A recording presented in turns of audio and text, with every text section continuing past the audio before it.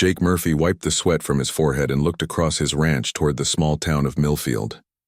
The autumn sun was setting behind the Montana mountains, painting the sky in shades of orange and red. Tomorrow would be the harvest festival, and Jake had spent the entire day helping set up tables and booths in the town square. As the mayor of Millfield, Jake took his duties seriously. The town only had 847 people, but they were good people.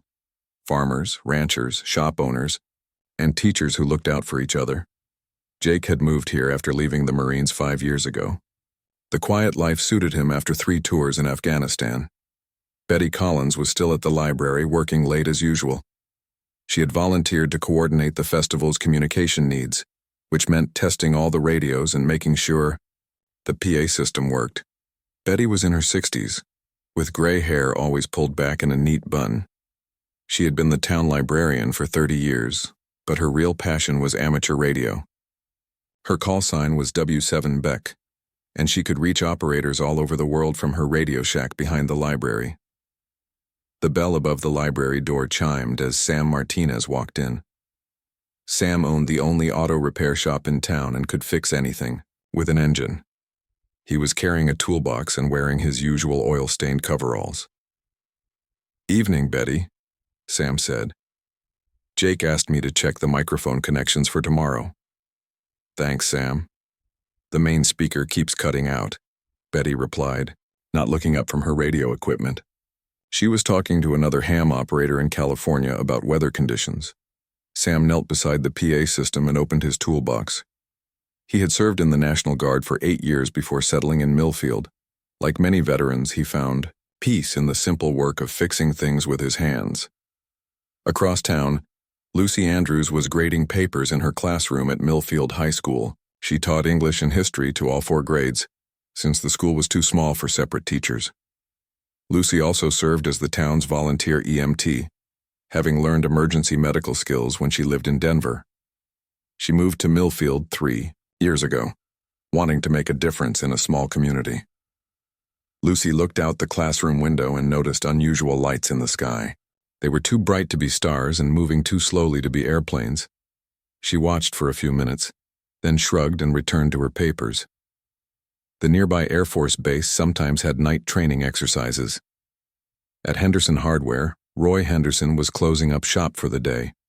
Roy had been the town sheriff for 25 years before retiring to run the hardware store.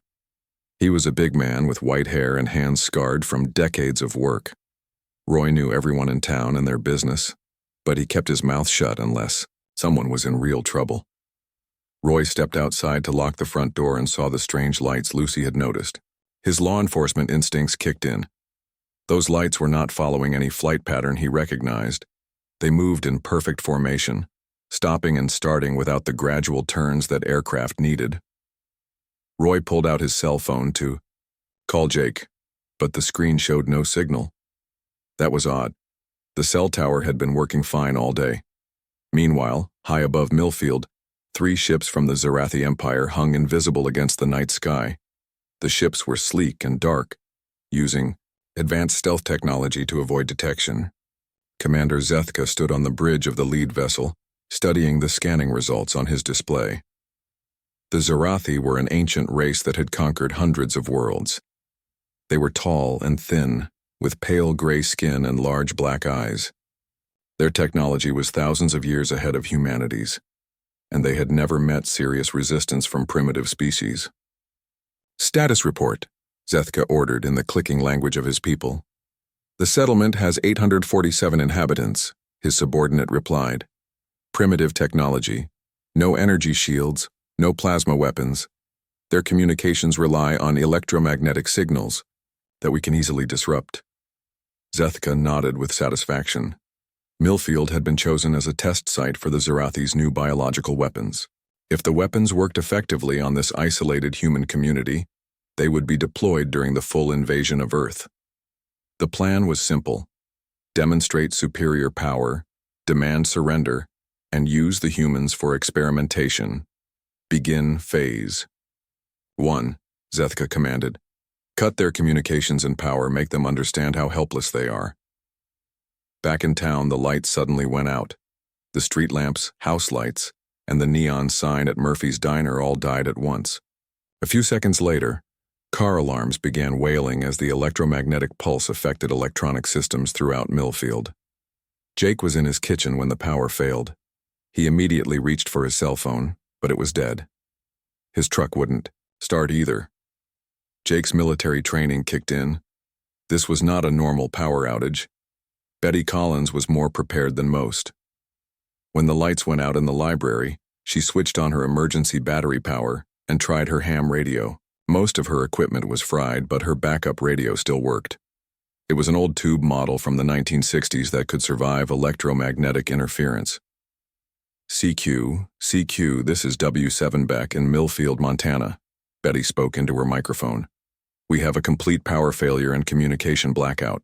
Can anyone copy? A scratchy voice replied from hundreds of miles away. W7 Beck, this is N0 Jim in North Dakota. I copy you weak but readable. What's your situation? Jim, we need help, Betty said. Something knocked out all our electronics at once. This isn't natural. Sam Martinez was walking home from the library when the blackout hit.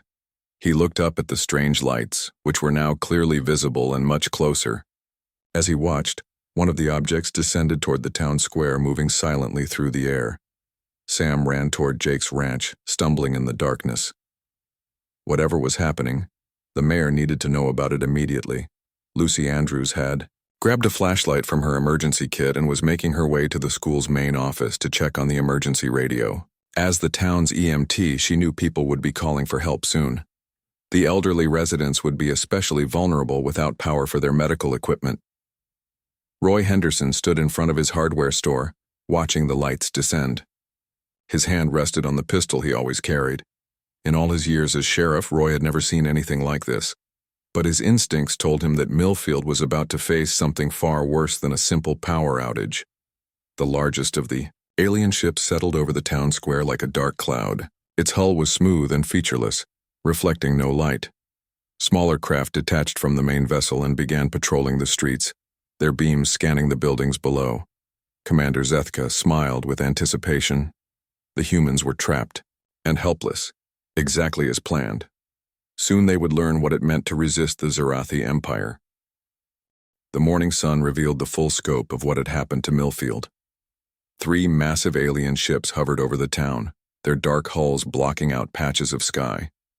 Smaller scout craft moved between the buildings like mechanical vultures, scanning everything below with bright blue beams. Jake Murphy stood on his front porch watching the alien activity through binoculars.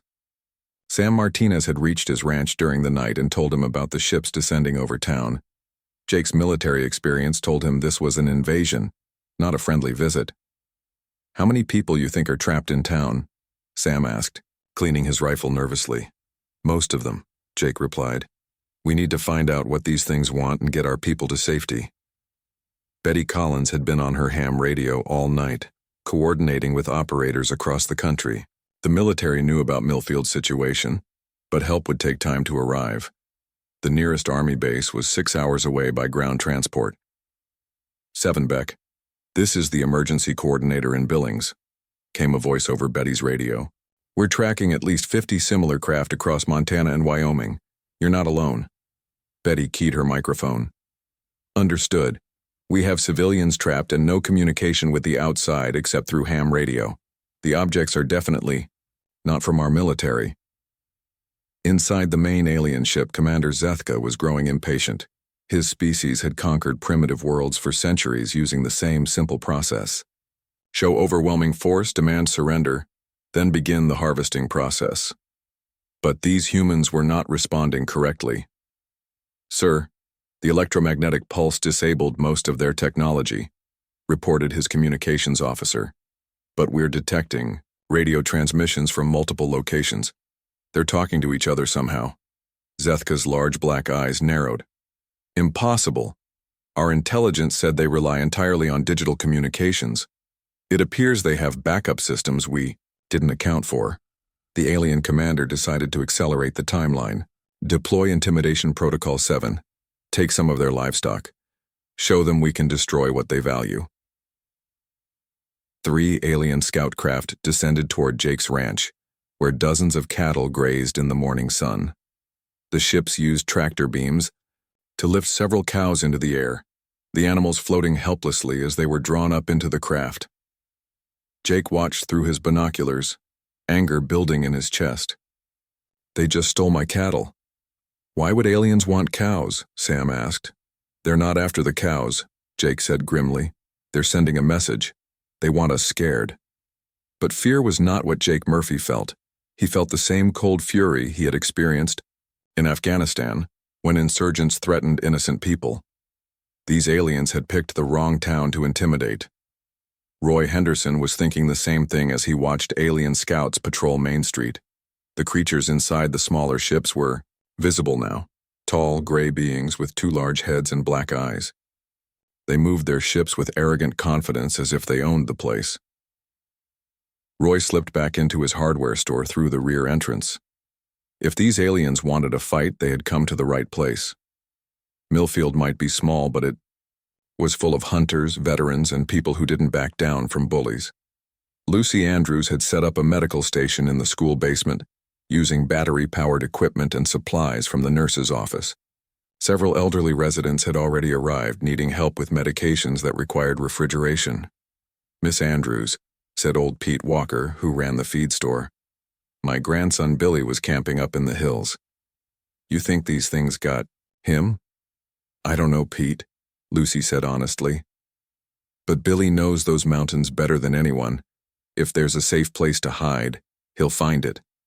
What Lucy didn't know was that Billy Walker was indeed safe, and he was not hiding.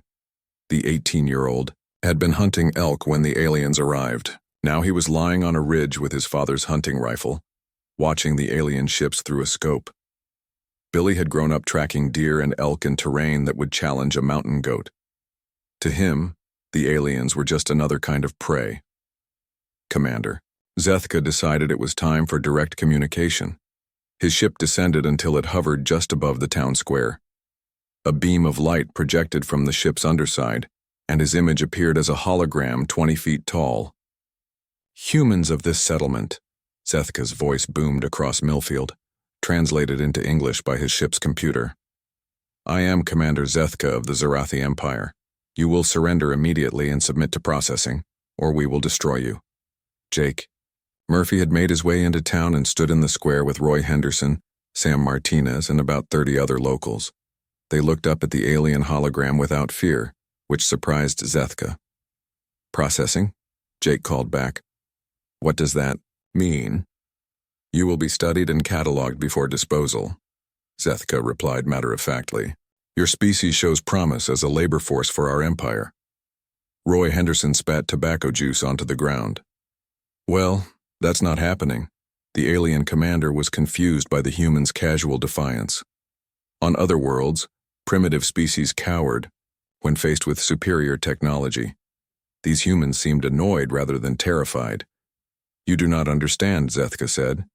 "We have weapons beyond your comprehension. Resistance is futile." "You know what?" Jake said, looking around at his neighbors. "I'm getting tired of this conversation." Jake nodded to Sam Martinez, who had been preparing for this moment. Sam pulled out a modified flare gun loaded with a magnesium round and fired it directly at the projector, creating the alien hologram. The intense light overloaded the system, and Zethka's image flickered and died. The alien commander was furious. "Deploy hunter units, capture the defiant ones for immediate processing." 4 alien soldiers materialized in the town square, transported down by the ship's teleporter system. They were 7 feet tall and moved with fluid grace, carrying weapons that hummed with energy. The aliens expected the humans to panic and flee. Instead, Roy Henderson drew his service pistol and shot the nearest alien in the center of its chest. The creature staggered backward, dark fluid leaking from its wound.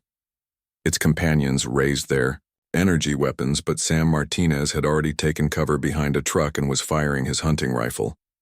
The battle lasted only minutes, but it changed everything. Human weapons could hurt the aliens, and human tactics could confuse them. Billy Walker, watching from the ridge, put a .30-06 round through an alien ship's hull, causing it to crash in the parking lot behind the post office. When the smoke cleared, 3 aliens were dead and 1 was wounded. The humans had lost no one, though Sam had a burn on his arm from an energy blast. Commander Zethka stared at his tactical display in disbelief. His elite soldiers had been defeated by primitives using crude projectile weapons. This was impossible, according to every simulation the Zarathi had run. "Sir," his tactical officer reported, "we're receiving communications from the human military. They know about our presence and are responding." "How long until their forces arrive?" Zethka demanded. "Approximately 4 hours." The alien commander made a decision that would prove to be a mistake. Instead of retreating and waiting for reinforcements, Zethka chose to escalate. These humans had humiliated him, and he would make them pay before the human military arrived. "Implement full siege protocol," he ordered. "No one gets in or out. We'll break their spirit before help can arrive." But as energy barriers surrounded Millfield and alien hunters began their patrols, Zethka had already made his first critical error. He thought he was trapping helpless civilians. In reality, he had just locked himself in a cage with some of the most resourceful and determined people on Earth. Commander Zethka watched from his command center as energy barriers formed a dome over Millfield. The shimmering walls of force would prevent any human from escaping while his forces systematically broke their resistance. He had called for reinforcements from the main fleet, but until they arrived, he would make these primitive mammals pay for their defiance. "Deploy hunter-killer drones," Zethka ordered. "Pattern 7, I want constant pressure on their positions." Dozens of small robotic units descended from the alien ships. Each drone was the size of a basketball, equipped with sensors, energy, weapons, and enough artificial intelligence to hunt independently. They began patrolling the streets of Millfield, searching for human targets. Jake Murphy crouched behind the counter in Murphy's diner with Roy Henderson and 5 other armed locals. Through the window, he could see 3 drones hovering near the gas station, their sensors sweeping back and forth. "They're learning our positions," Jake said quietly. "Every time we fire, they mark the location." Roy nodded. "We need to move underground. The old mine tunnels run all through this area." "You sure they still connect?" asked Bill Travis, a local rancher. "Only one way to find out," Roy replied. Meanwhile, Sam Martinez was in his auto repair shop with a different plan. He had taken apart every microwave oven he could find, along with several cell phones and 2 old radar detectors. The workbench was covered with electronic components, wire, and tools. His nephew Tony Martinez helped him solder connections on a device that looked like a backpack radio crossed with a satellite dish.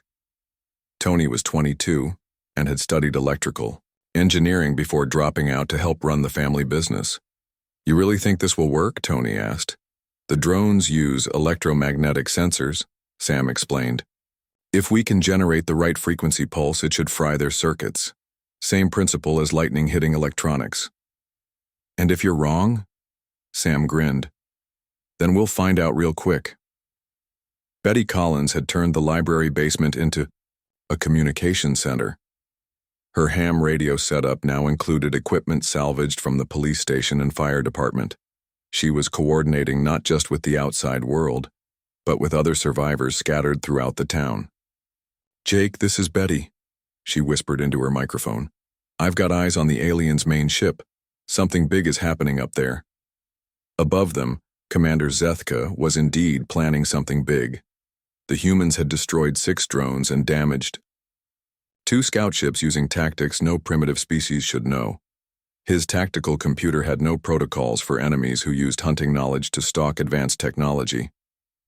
"Sir, we've lost contact with Patrol Unit 7, reported his weapons officer. "Where were they last seen?" "Sector 4, near the human educational facility." Zethka studied the tactical display. The humans were not randomly hiding. They were using coordinated guerrilla tactics. Someone with military experience was directing their resistance. "Increase drone patrols in that sector.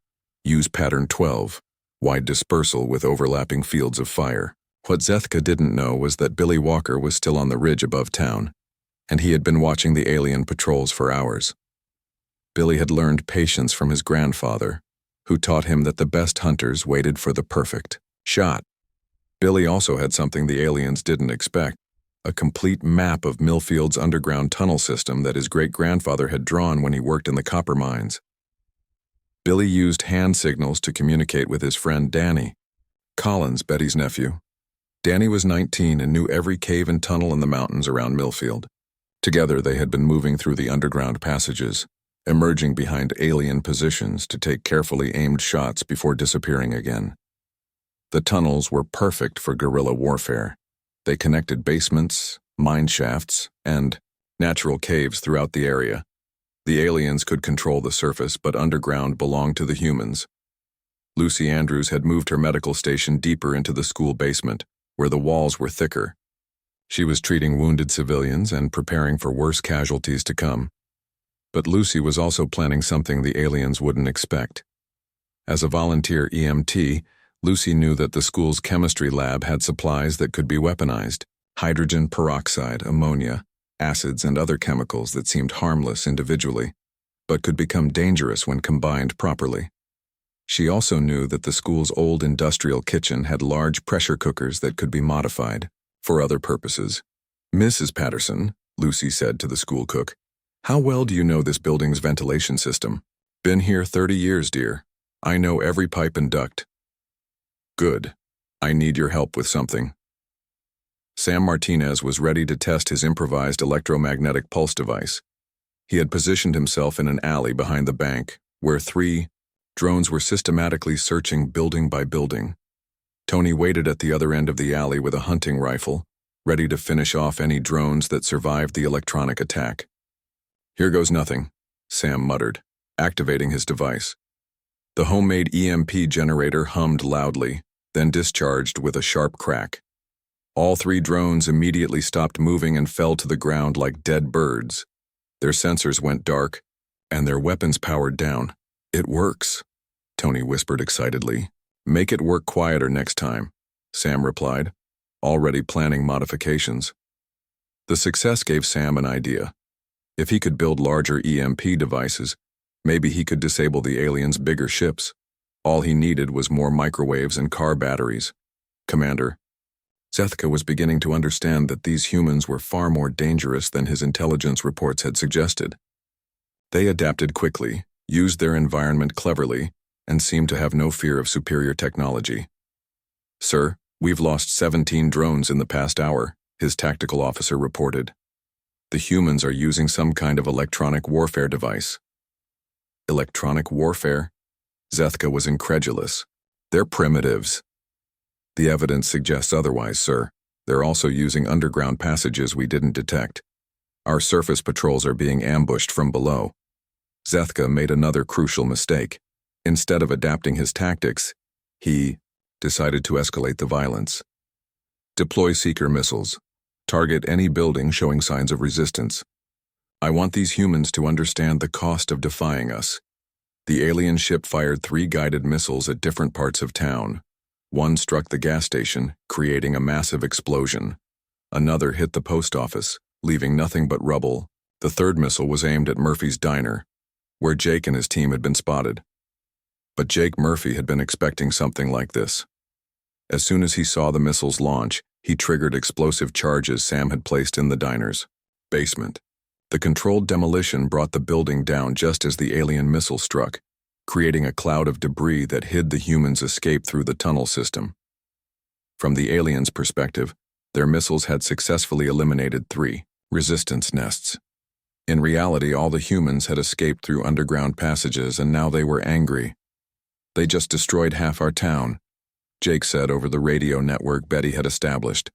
"Time to show them what real warfare looks like," Roy Henderson replied from his position in the hardware store basement. Billy Walker was already moving. He had counted the alien ships, mapped their patrol patterns, and identified their weaknesses. Now he was going hunting with every rifle, shotgun, and box of ammunition he could carry. The aliens thought they were conducting a siege. What they were actually doing was giving the people of Millfield time to organize, adapt, and prepare for total war. Commander Zethka had made his biggest mistake yet. He had underestimated what humans could do when they had nothing left to lose. Dawn was breaking over Millfield when Jake Murphy gave the signal to begin humanity's counterattack. The plan was unlike anything in the aliens' tactical database because it wasn't really military strategy at all. It was pure, rural American problem-solving applied to warfare. Sam Martinez had spent the night converting farm equipment into weapons of war. His masterpiece was Bill Travis's old John Deere tractor, now armored with steel plates from the hardware store and equipped with a welding tank that had been modified to spray caustic agricultural chemicals. The farmers called it chemical spraying, but Sam knew the aliens would call it something else entirely. "Remember," Jake said over Betty's radio network, "they expect us to fight like soldiers. We're going to fight like farmers." The first phase began when Danny Collins and 3 other local boys emerged from the tunnel system behind the alien perimeter. They weren't carrying weapons.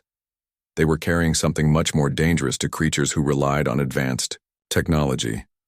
Danny activated the modified crop dusting system that Sam had rigged to a 4-wheeler. Instead of pesticide, it was loaded with a mixture of fertilizer, battery acid, and industrial cleaning chemicals that Lucy Andrews had helped design. The toxic cloud enveloped 2 alien scout ships, and their hulls immediately began to corrode. Phase 1 successful, Danny reported. "The metal-eating mixture works." Commander Zethka watched his tactical display with growing alarm as green warning symbols appeared across the battlefield. His ships were being attacked by airborne chemicals that his sensors couldn't identify. "What are they using against us?" he demanded. "Unknown compound, sir. It appears to be agricultural in nature, but it's destroying our hull integrity." Agricultural? Zethka couldn't believe what he was hearing. "They're using farming chemicals as weapons? The damage is severe, sir. Hull plating is dissolving on contact." This was beyond Zethka's comprehension. In thousands of years of conquest, the Zerathi had never encountered an enemy that weaponized agricultural supplies. Their armor was designed to withstand plasma cannons and energy weapons, not fertilizer mixed with battery acid. Meanwhile, Lucy Andrews was implementing the most audacious part of the plan. She had organized every woman in Millfield into teams, each with a specific technical specialty. Mrs. Patterson knew the school's ventilation system. Sarah Martinez understood propane distribution from working at her family's restaurant. Jenny, Travis had spent years managing the grain elevator's complex conveyor systems. Together they were turning Millfield's infrastructure into a weapon. "Betty, this is Lucy," she whispered into her radio. "The underground delivery system is ready." "Copy. That Lucy. Roy, are you in position?"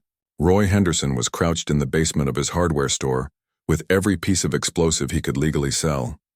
Dynamite for clearing stumps, mining charges, and enough fireworks from last 4th of July to light up the sky. But Roy's real weapon was his knowledge of Millfield's underground utility network. "Betty, this is Roy. I've got charges placed under every alien position. Just give me the word." Jake Murphy was leading the main assault from his position near the grain elevator. He had learned something important about alien technology. It was sophisticated, but inflexible. The ships could adapt to conventional military tactics, but they had no programming for farm equipment modified for combat. "All units, this is Jake. Execute Phase 2. The grain elevator's loading system came to life, but instead of grain, it was launching a different kind of payload. Billy Walker had filled dozens of feed sacks with scrap metal, broken glass, and ball bearings. When launched from the elevator's pneumatic system, they became devastating shotgun blasts that could shred alien hull plating. Sam Martinez drove his weaponized tractor straight toward the nearest alien ship, spraying his chemical mixture while the armored cab protected him from energy weapon fire. The aliens tried to target him with guided missiles, but Sam was driving in zigzag patterns he had learned from years of avoiding groundhog holes in rough fields. "This is insane," Tony Martinez shouted over the radio. "Uncle Sam is attacking a spaceship with farm equipment, and it's working," Billy Walker replied from his sniper position. Billy was right. The alien ship was retreating as its hull dissolved under Sam's chemical attack. But more importantly, the aliens were starting to panic. Their tactical systems had no response protocols for enemies who used agricultural equipment as assault vehicles. Commander Zethka was discovering the fatal flaw in the Zerathi Empire's approach to conquest. They had become so dependent on superior technology that they couldn't adapt when faced with truly unexpected tactics. Sir, the humans have somehow weaponized their food production systems, his tactical officer reported in a tone of disbelief. That's impossible. They're using mechanical grain handling equipment to launch projectiles. Their chemical spraying aircraft have been modified to deploy corrosive compounds. Even their livestock transport vehicles have been converted to assault platforms. Phase 3 was Lucy Andrews' moment to shine. She had spent hours studying the aliens' energy shield technology through binoculars and realized something important. The shields were designed to stop high-energy weapons and fast-moving projectiles. They were not designed to stop slow-moving, low-energy threats. Now, Lucy shouted. The school's ventilation system activated, but instead of moving air, it was moving something else. Lucy had filled the ducts with a mixture of flour, powdered sugar, and aluminum powder, ingredients from the school kitchen that created a highly flammable dust cloud when properly dispersed. The alien ship's sensors detected the approaching cloud but classified it as harmless organic matter. The shields let it pass through without resistance. When Roy Henderson detonated his charges, the sparks ignited the dust cloud in a spectacular explosion that engulfed 3 alien ships simultaneously. The blast was visible for miles and could be heard all the way to the next county. "Direct hit," Betty announced over the radio network. 3 enemy ships down. But the humans weren't finished. Danny Collins had been moving through the tunnel system, placing Sam's EMP devices near every alien position he could reach. When he activated them simultaneously, the electromagnetic pulse disabled dozens of drones and smaller craft. Commander Zethka watched his invasion force crumble under attack from primitive weapons that shouldn't have existed. His ships were being destroyed by farming equipment, his shields bypassed by kitchen ingredients, and his advanced sensors confused by enemies who fought like no military force in galactic history. "Sir, we're receiving a transmission from the human military," his communications officer announced. "Their aircraft will arrive in 30 minutes. Zethka looked at his tactical display. Half his force was destroyed or disabled, and the humans showed no signs of stopping their impossible assault. Worse, they were adapting faster than his computers could analyze their tactics. "Prepare the planet killer weapon," Zethka ordered desperately. "Sir, that's against Zerathi military law. The weapon is only authorized for sterile worlds." "These humans are not behaving according to any known patterns," Zethka replied. "They must be eliminated before they can spread their tactical insanity to other species." But Jake Murphy had one more surprise. He had been watching the alien command ship and noticed that it was positioning itself for some kind of final attack. Jake didn't know what the aliens were planning, but he knew it wouldn't be good for Millfield. "Betty, get me a connection to the nearest Air Force base," Jake said. "Already done, Jake. Colonel Martinez is on the line." "Colonel, this is Mayor Murphy. We've got aliens above our town with what looks like a really big weapon. How fast can you get here?" "We're 25 minutes out, Mr. Mayor. Can you hold that long?" Jake looked around at his neighbors. Farmers, teachers, mechanics, and shop owners who had just defeated an advanced alien military force using creativity, determination, and agricultural equipment. "Colonel," Jake said with a grin, "I think we can manage." The sound of approaching vehicles echoed across the Montana hills as the sun climbed higher over Millfield. But these were not military vehicles. They were pickup trucks, farm tractors, school buses, and every other piece of equipment that could carry armed civilians from the surrounding towns. Betty Collins had done more than coordinate Millfield's defense. Her ham radio network had spread word of the alien attack to every rural community within 100 miles. Now they were all coming to help, bringing weapons, equipment, and the same stubborn determination that had built the American frontier. "Jake, this is Betty," she announced over the radio. "We've got incoming friendlies from all directions. Looks like half of Montana decided to join our party." Jake Murphy watched from his position at the grain elevator as a convoy of vehicles crested the hill near his ranch. Leading them was a massive combine harvester driven by Frank Peterson from the next county over. Behind Frank came dozens of trucks loaded with farmers, ranchers, hunters, and anyone else who had heard that aliens were threatening an American town. Commander Zethka saw the approaching vehicles on his tactical display and felt something he had never experienced in centuries of conquest: genuine fear. These primitive humans were not behaving according to any logical pattern. Instead of fleeing from superior technology, they were gathering in larger numbers.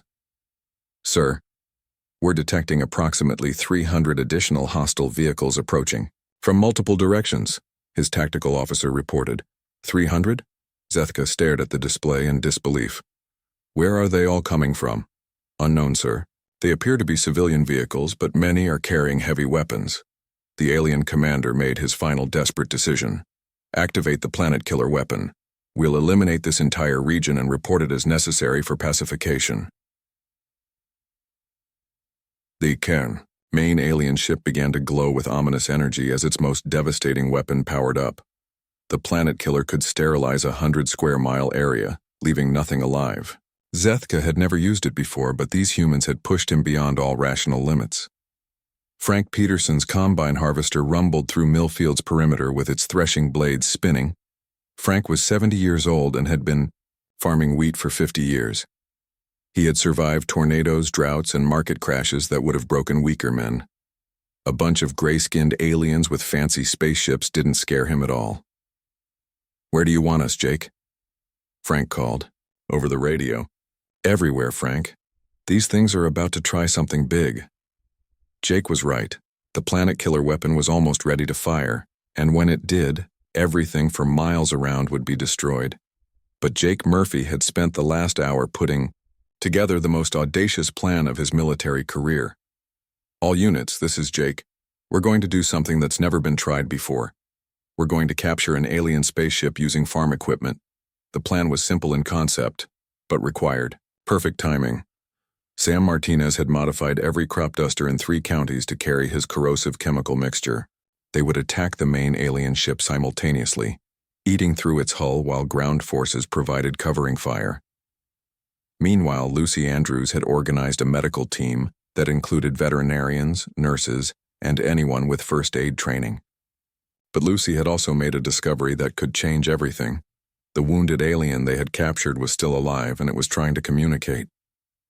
"Jake, this is Lucy," she whispered urgently into her radio.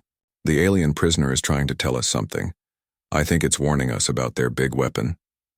The captured alien was indeed trying to warn the humans. Subcommander Vector had been horrified when he learned that Zethka intended to use the planet killer weapon. The Zarathi military code prohibited its use except in extreme circumstances, and this did not qualify.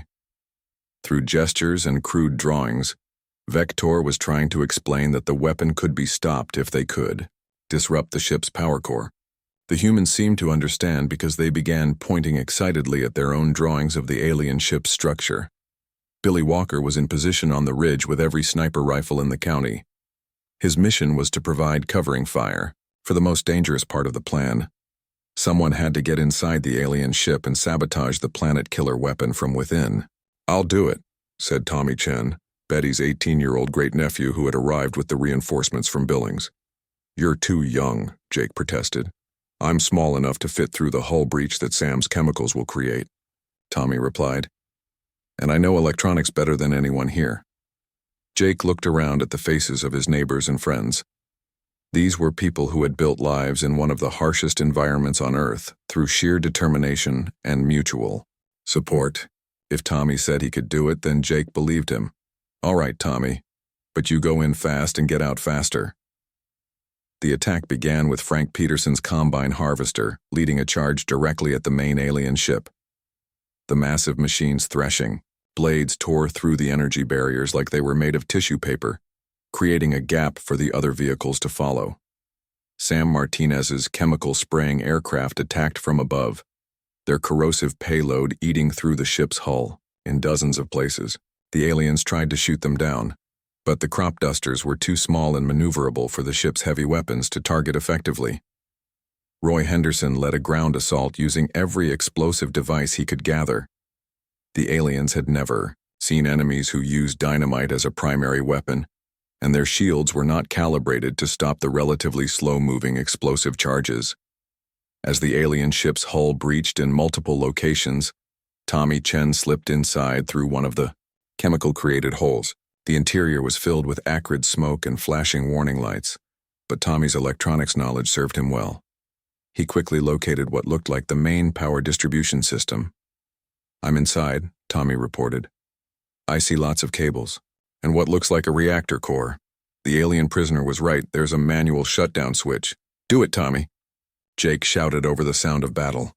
Tommy threw the alien equivalent of a circuit breaker, and the planet killer weapon powered down just seconds before it would have fired. The main ship went dark, and the remaining alien craft began to retreat.